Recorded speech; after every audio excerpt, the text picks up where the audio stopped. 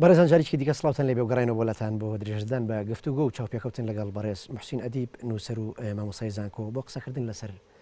ڕاهەندە ناوەشیەکانی داعش و ئەو هێزەی کە جۆرێک لە مەترسی بەسەر ناوچەکە و کوردستان دروست کرد و قسەکردن لەسەر ڕیشە مێژوویەکانی ئەم هێزە. کاک محسین بەر لە وەرگرتنی پشۆکە ئاماژەت بە جۆرێک لە پەیوەندی کرد لە نێوان سەلەفیەکانی سعودی و لە نێوان دەسەڵاتدارانی ئەو وڵاتە. ئەگەر پەیوەندیشی ئاوا تۆکمە هەیە بۆچی سەلەفیەکان دژی بە حیزبی بوونی ئاینن؟ ئەمە پرسیارێکی زۆر معقولە، بەڵام بەر لە وەڵامی پرسیار بمەوە حەزەکەم جەناب پرسیارەوە کرد کە جیاوازی لە بینی خوارج و لە بینی داعش و داعشیزم و ئەنەیە. یەکێکی تر لە جیاوازە جەوهریەکانی بینی خوارج و غێری خوارج بە تایبەتی داعش و وهابیەکان ئەوەیە کە خوارج بەلایەنەوە ئاساییە کە خەلیفە لە غێری عەرەبیش بێ نەک لە غێری قوڕەیش، کە ئەمە تەواو دژی وهابیەت و دژی با بڵین داعشیزم و دژی ئەو تەسەورەیە کە ینی با بڵین ئەو تەسەورە سائید و باوەیە کە لە مێژووی مرۆڤ مێژووی ئیسلامە هەیە و بە ئارەزووی سوڵتە نووسراوەتەوە، بە ئارەزووی دەسەڵاتداران نووسراوەتەوە. بۆیە هەمیشە خەواریج وەکو شتێکی ناشرین و هەمیشە هەموو تەسەورەکانی تری فەلسەفیەکان و سۆفیەکان و ئەوانە لە بە تەسەورێکی زۆر ناشرین یان ئاسان هەر نەبوو لە قەڵەمیانەیە. سەبار بە پرسیارەکەی جەنابەتان ئەمە پرسیارێکی زۆر معقولە لە ڕاستیە. وێڕایەوەی کە پەیوەندیێکی بەهێز هەیە لە بینی با بڵین سەلەفیەت و دەسەڵاتی سیاسی بە تایبەتی لە سعودیە بۆ نمونە ئەوان خۆیان بۆ ئەوەی کە با بڵین وا خۆیان پیشان بن کە ئەوان بەرجەستەکتەری ڕاستەقینی جەوهەری ئیسلامن دژی بە حیزبیکردنی ئیسلامن و لەمەشمانەوە پێفرۆشنەوە کە ئەمە جۆرێکە لە بیدعا و ئەمە جۆرێکە لە بچووکردنەوەی دین، بەڵام لە ڕاستیە مەسەلەکە ئەوە نییە. بەڕێی من هۆکاری سەرەکی ئەوەی کە سەلەفیەت یان سەلەفیەکان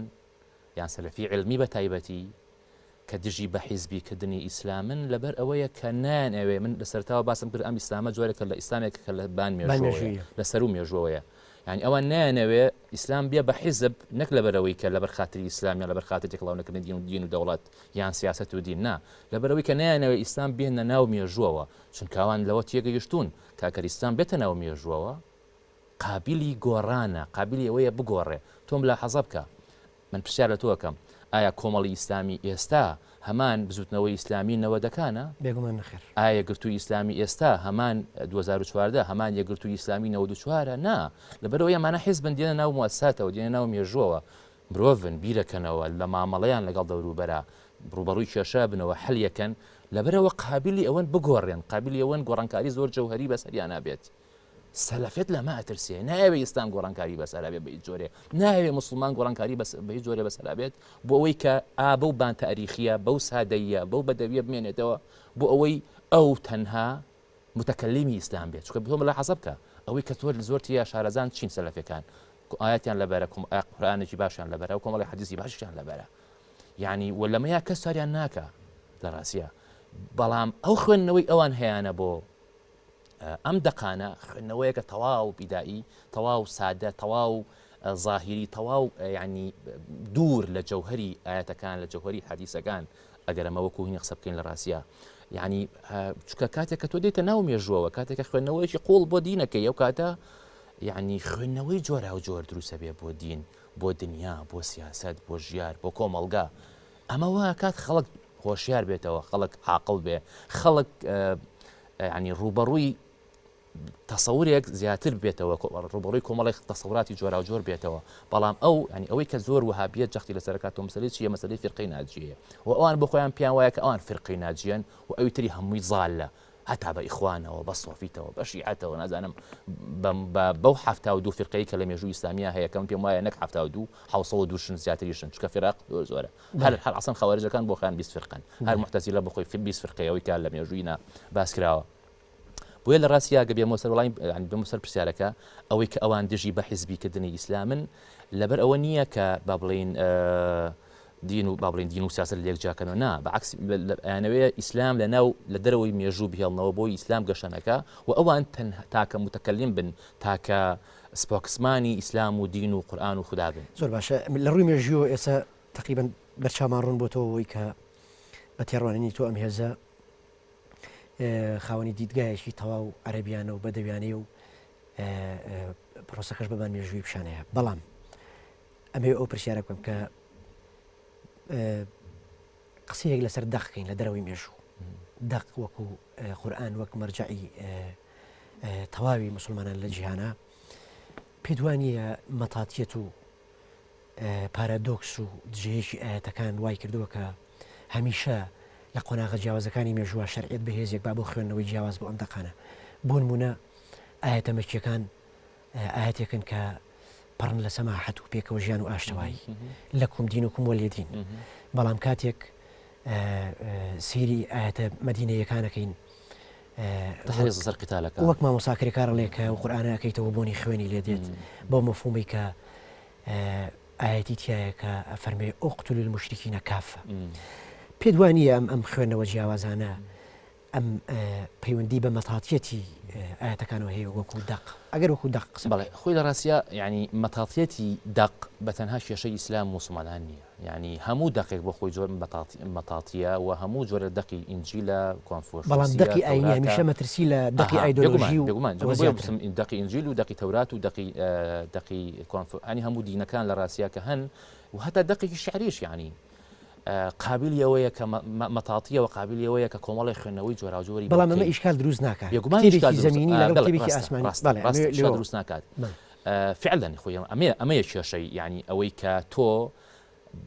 جەخت لەسەر فرقەناجیە بکەیتەوە ئەمەیە خەتەری وهابیەکان لەمەیە کە جەخت لەسەر فرقەناجیەکەنەوە کەواتە جەخت لە یەک جۆرە خوێندنەوە شەکەنەوە بۆ دین لە کاتێک ئەمە مستحیلە قابلی قبول نییە وەکو وتمان ینی تۆ 14 قڕن لە مێژووی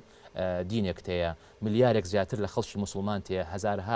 عالیم و زانا و خوێنەر و خوێنەتەیە ناکرێ هەرگیز قابلی قبول نییە کە تۆ ینی ئیشکالەکە لێرە دەستپێکە لە ڕاستێکاک فەیساڵ کە تۆ پێت وایە ئیسلام بە تەنها یەک خوێندنەوە هەڵەگرێت ئەمە گەورەترین کێشەیە علی کوڕی ئەبی طالب قسەیەکی جوانەکە لەسەر ئەڕێ القورآن حمالة الأوجه يعني باس دەواکە کە ئاەتی قورئانی کۆمەڵێک مانای جۆرا و جۆر هەڵەگرن ینی کۆمەڵێک خوێندنەوەی جۆرا ئەمە ئامۆزایی با بڵین پێغەمبەرە و خەلیفەی چوارەمی مسلمانانە و ئەم تەسەورەی هەیە ینی کاتێک خەوارجەکان هەتا دژی ئەویش ڕاپەڕن ئەم بە کافریان لە قەڵەم نایە بەعکسەوە مامەڵەیەکی تا ڕادەیەک ئینسانی و جوان و نەرمونیان لەگەڵا ئەکات ئەم تەسەورە ینی خۆی ئەمە ئاساییە لە ڕاستە کە با بڵین ئەم دقانە تا ڕادەیەک مەتاڵی بن و خوێندنەوەی جۆرا و جۆریان بۆ بکرێ بەڵام کێشەی گەورە ئەوەیەکە تۆ پێت وا بێ کە ئەم ئاەتانە و ئەم تێکستانە بە تەنها یەک خوێندنەوەیان بۆ کرێ و پێش وا بێ تەنها ئەو خوێندنەوەی تۆ خوێندنەوەیکی دروستە یعنی سە کێشەی سەلەفیەکان کێشەی وهابیەکان بە تەنها مێ لە ڕاستە ناخۆفێکنیا فرەقی تری دینی شتەیە وفعلا سەبارەت بە مەسەلەی مەکی و مەدەنیش فعلا لە قۆناغی مەدەنیات دا ڕادەیەک ئاەتە قورئانیەکان یعنی هیومانین میانەڕەون تەسامح و ئەو جۆرە شتانە هەیە ولا لا آيات مدنية بعكسه وكتب باستكري يعني تقريبا هاندانا بو كشتن وبرين وأنفال ونزانم جورك لابرين تقريبا مع ملاك لقى جورك للسلطة سلطة شي بيجي شي بيسنية أما أنبها تواب ولا الراسية بورخنا كردن يعني بوي واحد السلفية كان بينين يعني بوازة وهابية كان بين أمام أنبها تواب ورخنا قرتن لا ئەو خەڵکانەی کە خۆیان بە متەنەویری ئیسلامی ئەزانن بە ڕۆشنبیری ئیسلامی ئەزانن لە ڕاستە ئەبێ احترافەوە بکەن کە ئیسلام با بڵین بهێنە ناو تاریخەوە چکە بۆچی عنیسە بۆچی ئەوانیش کە زۆر خۆیان پێ معتەدیلە لە ناو ئیسلام و لە ناو ئیسلامیەکانە ناوێرنە احتراف بەمە بکەن کە ئیسلام ئاینەشی تاریخیە بۆ چونکە پیان وایە یعنی ئەگەر تەسلیمی ئەمە بن پیان ئەو کاتە تەسلیمی ناسیخ و منسوخە بن ئەڵێن ئەو ئاەتانەی کە لە مدينة هاتوا همو أنا سرتوا نسخة كاتوا كلام لما كي هاتون وفعلا أعليروا يعني هزبة مترسية كي كتا استاج إسلامي كان يان بابلين مسلماني متنور إسلامي متنور ناويري دز بابلين بويرانة دز بو أصلي مسألة كان بخنوي شيتر بجودة شيتر بو إسلام كبتايبتي بالرأي من يعني دواي دولتي خلافتي إسلامي لعراق والشام بالرأي من كوي قتاري إسلامي سياسي كوي قتاري إسلامي كان لجيب برسيارة قوريايا وأمانة بيوستيان بوهي لراسيا خوينويشي قول خوينويشي جواز قطيعي بو تصوراتي رابردوي خويان بو دقة آينية كان بكن وقناعات بوا بينن ك يعني جيان لا قاڵبێکە ناوەستێت هەمیشە لە گۆڕانکاریایە و گۆڕان و گۆڕانکاری جەوهەری ژیانن بۆیە پێویستی بۆ ئەوەی کە مواکەبەی عەسڕە بکەی پێویستی بە خوێندنەوەی جیاواز و نوێ و تازە هەیە بۆ دقەکان زۆر باشە تا ئێستا هەیە کاک فەیساڵ لە ڕاستیە یعنی ئیسلامێکە کە ئیسلامی سوڵتانەکانە ئیسلامی خەلیفەکانە لەژێر زەختی ئەوانە بەهۆی ئەو بەرژەوەندیانەی کە ئەوان تەوزیعیان کەس کردووە بەسەر فەقیەکان و بەسەر با بڵێن عالیمەکانی ئیسلامە ئەو بیان مێژوو نووسەکانە ئەو مێژۆ نووسراوەتەوە ئەژینا ئیسلامی جۆراوجۆر هەیە لە مێژووی ئیسلامەکە یعنی تۆ هەر ئەگەر بەتەنها ئیشتەوە بێ بۆ بگەڕیتەوە بۆ جۆرە لە ئیسلامانم پێم وایە ئەمە ئەرکی ڕاستەقینەی ئەوانن کە خۆیان پێیان وایە کەوانە متەنەویری ئیسلامن. بەڵام کاک مەحسین خلافەت و عەرشی خلافەت لەناو مێژووی ئیسلامە ئامادەیی هەیە وجودی هەیە و بە چەند قۆناغی شاتیە پەڕیوە بینیوانە تورکەکان بۆ ماوەی 6 سەدە گەورەترین بەناوی خلافەت و ئیمپراتۆریەتی عوسمانی دروستەکەن ئێرانیەکان و سەفەویەکان بە هەمان شێوە تۆ ئاماژەت بۆ کرد کە ئەمانە لە هەوڵی بە بانمێژوویکردنی ئاین و دەقائینەکانن بەڵام خلافەت لەناو مێژووە سەبارەت بەمە چی ینی ئەم قسەیە عوسمانیەکان ناگرێتەوە لە ڕاستیەوە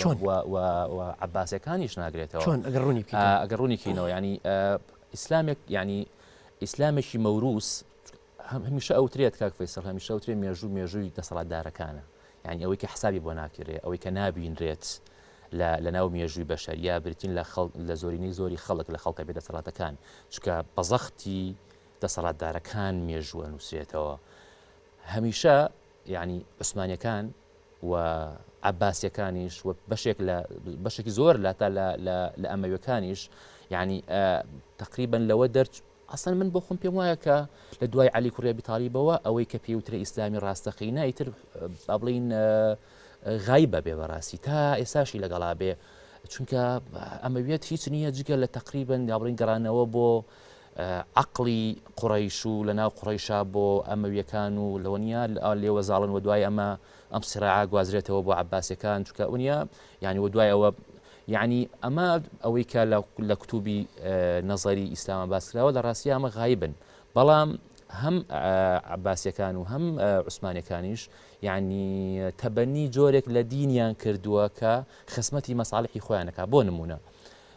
تۆ زۆر ئەبینی لەسەر ئەوەی کە باس لە حاکمی جائیر و حاکمی عادیلە کرێ ینی بۆ نمونە ئەڵێن حاکمی عادیلی زاڵم باشترە لە فەوزا باشترە لە حاکمێکە عادل نەبێ بەڵام پیاوێکی باش بێ ینی ئەمە لە ژێر زەختی بۆ نمونە سوڵتانەکان و خەلیفەکانە ئەم جۆرە لە با بڵین لە فتوا ئەدرێ هەمیشە لە مێژووی ئیسلامە لە مەوروسی ئیسلامیە ئەوە زۆر ئامادەیە کە خۆپیشاندان و ڕوبەڕووبوونەوەی سوڵتان و خەلیفەکان ئەمە دەرچوونە لە ئەهلی سونە و جەماعە و دەرچوونە ئەمە جۆرێکە لە کوفر و جۆرێکە لە دروستکردنی فیتنە کە ئەمە نەتیجەکەی و عەزابەکەی جەهەنەمە یعنی ئەمە هیچ نییە جگە لەوەی کە ئەم سوڵتانانە ئەم جۆرە مەفهومە دینیانە بەکارهێنن بۆ خزمەتکردنی دەسەڵاتی خۆیان بەڵام جیاوازی ئەمانە لەگەڵ وەهابێتە بەڕاستی ئەوەیە کە ئەوە ئیسلامی عەباسی و ئیسلامی تورکی متوربەیەکە وەکو هەنی تۆ لە حەزە بکە ینی بۆچی ئیسلام لە سەردەمی دەسەڵاتی عەباسیکەی گەشەیەکە زۆر لە ڕووی حەزاریەوە کاتێکە هارون نەڕەشید ژنێکی فارسە یەنێ و ئەمین و مەئمونی ئەبێ بە تایبەتی مەئمون کە لەبەرەوەی کە فارسە و تێکەڵاوی دنیا و ژیاری فارسە بێ لێرەوە ئەوەی ئەو حرەکە تەرجەمە بەهێزەی کە لە دنیای ئیسلامە ڕۆدا سەردەمی مەئمون دروستە بێ و ئەمە بە تەئسیری چیە بە تەفسیری فارسەکانەوە تە جۆرێک لە با بڵین ئیسلام دوورەکەوێتەوە لە بەدەویەت لە عەرەبیەت لە بانمێژوویی و تێکەڵاوی با بڵین جۆرێک لە دەسەڵاتی دنیەوی ئەبێ و بە هەمان شێوەوەش کە عوسمانیەکانیکەن لە ڕاستیە چۆنێک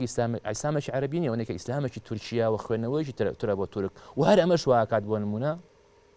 محەممەدی کوڕی عەبدولوهاب لە قەرنی هەژدەیە دژی عوسمانیەکان بجەنگیەوە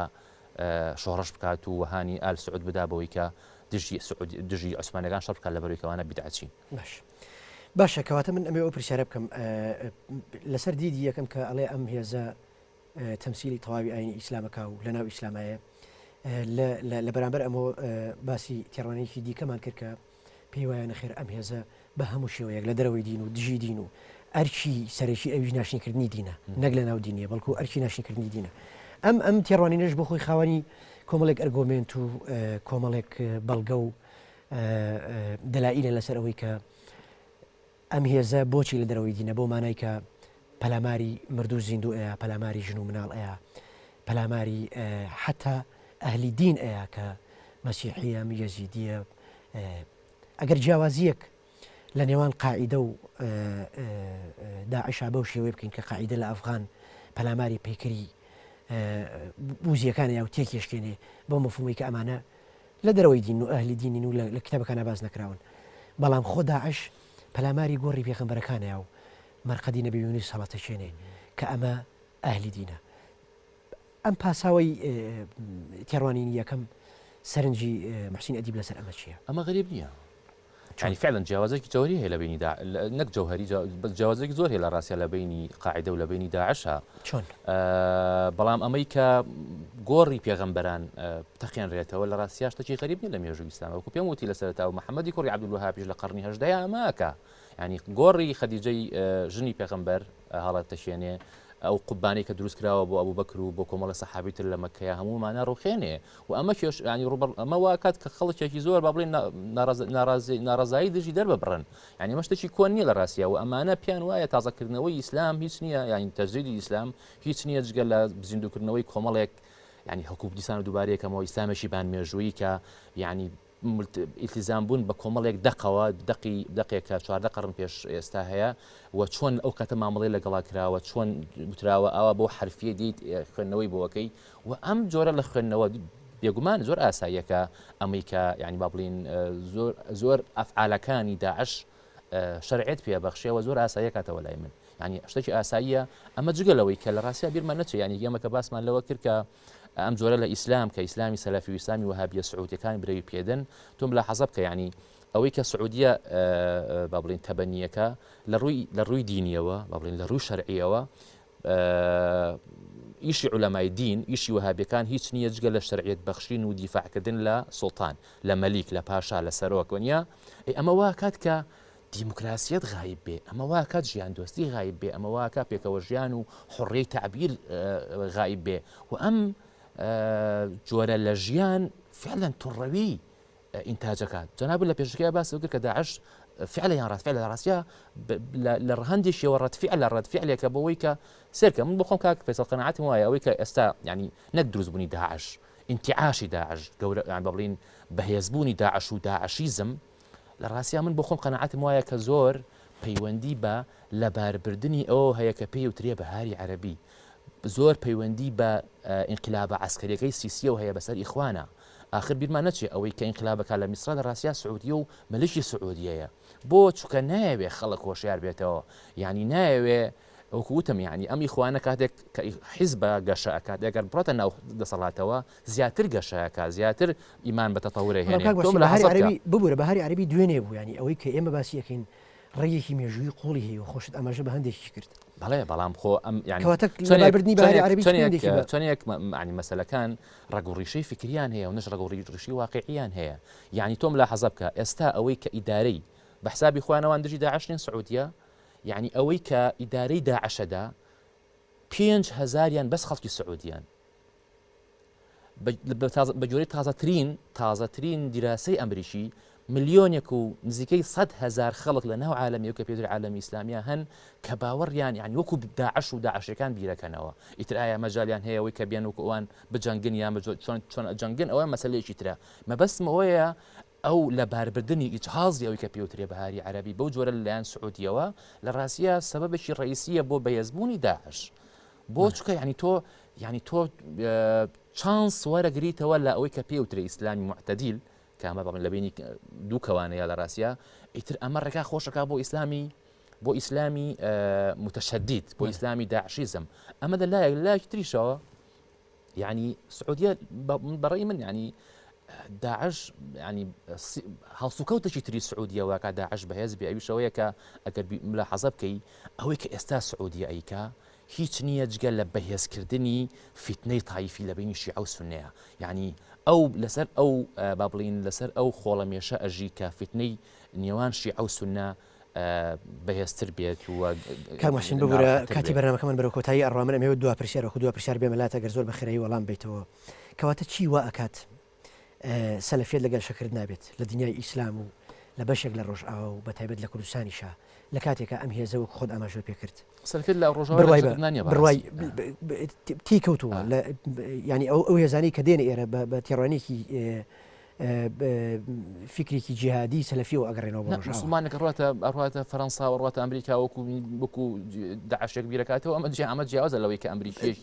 دواتڕۆڵی پرسیار با پەیامەکەم پامی پرسیارەکەم گاتەلات دواتر بە وردی وەڵامی بەرەوە وەکو دوا پرسیار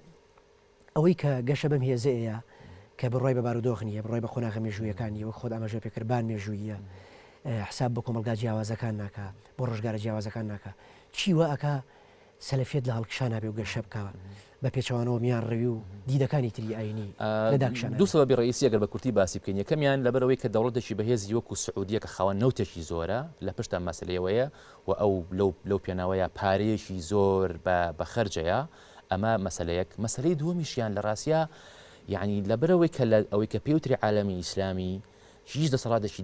دیموکراسیتیانە هەمویان دیکتاتۆر و نیمچە دیکتاتۆرن یعنی ئەوانیش حەزیان بەم جۆرە لە ئیسلامە لە ڕاستیە کە ئیسلامێک خزمەت بە با بڵین بە سوڵتە بکە نەک دژی سوڵتە بێ یعنی تۆم لە حەزە بکە ئێستا حتا لە کوردستانیشە یعنی برە و بە جۆرێک لە سەلەفیەت ئەدرێت لەلایەن ئەحزابی دەسەڵاتدارەوە بە حسابی خۆیان ئەیانەوێت لەم ڕێگایەوە دوو ئامانج پێکەن یەکەمیان با بڵین لاوازکردنی ئیسلامیەکان کامە با بڵین ڕاستە ڕەنگە لە بابڵی بتوانێت سەلەفەکان وەکو داردەستێک وەکو ئامڕازێک دژی ئیسلامیەکان بەکاربێنێ لە مودەیەشی کورتە بەڵام لە ڕاستیە لە دوور مەودایە سەلەفیەت و عەقڵی سەلەفی گەورەترین کێشە بۆ کۆمەڵگای دروستەکە دووەم وەکووتم تەسەووری سەلەفیەکانە بەرامبەر بە سوڵتەی سیاسی ئەوانە هەمیشە پیان وایە کە سەرۆکی هەرێم سەرۆکی کۆمار نازانم مەلیشی فلان نازانم مستەشاری فلان ئەمە وەلی ئەمری موئمینینە و ئەبێت تۆ ئیتاعی بکەیت ئێ باشە دەسەڵاتی نادیموکرات دەسەڵاتی دیکتاتۆر حەزی بەم جۆرە لە دینەیە بەڕاستی یعنی حاڵزینەیەکەیە لای دەسەڵاتی سیاسی بەڵام لە ڕاستیە لە دوور مەودایە ئەمە گەورەترین کێشە بۆ کۆمەلگای ئیسلامی بۆ کۆمەلگای کوردی دروستەکە کە بەداخەوە ئێستاش لە کوردستانە ئەحزابی دەسەڵاتدار هاوکارێکی زۆری سەلەفیەکانەکەن ئەمە گەورەترین کێشە بۆ خۆیان دروستەکە و ئەگەر ئیزیشم بی لە ڕاستیا جملێ لە ئەخیرەوە بڵێم ئەمە واکات کە ئەبێ ئیسلامیەکان لە ڕاستیا زۆر بوێرانە خوێندنەوەیەکی ڕیشەیی بۆ تەسەوراتی خۆیان و بۆ کولتور و بۆ مەوروسی ئیسلامی بکەن و من بۆ خۆم لە ڕاستیا هەچەنە حەزمەکەداتر لەسەرەوە مەسەلەیە قسە بکەین یعنی ئەوەی کە مامۆستا عەلی باپیر بەیاننامەیەک دژی داعش نووسیوە مەکتەبی سیاسی کۆمەڵی ئیسلامی لێ رازینین ئەمە لە ڕاستیە لای من جێگای پرسیارێکی گەورەیە چونکە ئەوەی کە مامۆستا عەلی باپیر نووسی بوو یعنی کۆمەڵەشتی ئاسایی بوو دژی داعش و ئامۆژگاریانەکەوە باسی کریزی گەلی دووسانەکە کاتێک کە مەکتەبی سیاسی کۆمەڵی ئیسلامی لەگەڵ ئەمەیانە لە ڕاستیە ئەمە بخێتە ژێر پرسیارەوە بەر لە هەموو کەسێک لەلایەن جەماوەری و ڕۆشنبیرەکانی کۆمەڵی ئیسلامی. بەڕێز موحسین ئەدیب نووسەر و مامۆستای زانکۆ سوپاس بۆ بەشداری لە بەرنامەکە بەڕێزان. دیدار و گفتوگۆمان لەگەڵ بەڕێز موحسین ئەدیب بە کۆتایی گەشت تا تەوەری داهات و چاپێکەوتنی داهات و بەخواتان سپێنی خواتان لەگەڵ. سپاس.